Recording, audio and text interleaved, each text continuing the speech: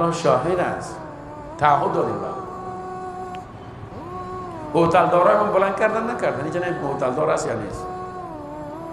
میخوری مزهش میکنی، شب دخل حساب میکنی، ولی چتلیت میاری سریبه میاندازی. این کار درست نیست.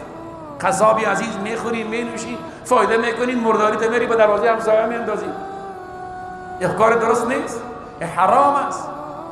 این سبب ملعون شدن موت قرار میگیره. ما میبینیم به خدا نکنه که یک جا یک بار کثافت بیفته میری تا صبح میخیزی یا انباری از کثافات شده. کی آورده؟ از خارج خونه آورده. هی خارج خدا لعنت کنه، میگه ما آمریکا رو لعنت کنه، هی شیطان لعنت. ولی خبر نه که شیطانی دو پای خودش از خودش آورده. شیطان در کنارت. اینا دوستای عزیز، وقتی که میگه میخوریم مینوشیم باید کثافاتمون رو خودمون بکنیم. در اسلام یک قاعده است، کسی که میگه فایده میخوره تاوانم باید بکشه. فایده را تو میخوری، پیسه را تو جمع میکنی، تاوان و کثافات بویش تعفنش همه میکشه. این خود نادرست است، این ناجایز است. چه میشه در ختم روز 20 روپه 50 روپه به یک غریب بتی یک ریل بچه میمی کثافات در محل کثافات برده بندازه.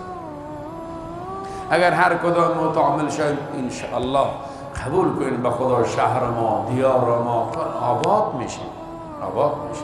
حالا میترسیم به خدا، مردم دوربین نصب کردن، ما میترسیم. میگه دوربین نصب ببینید کی میاره خدا.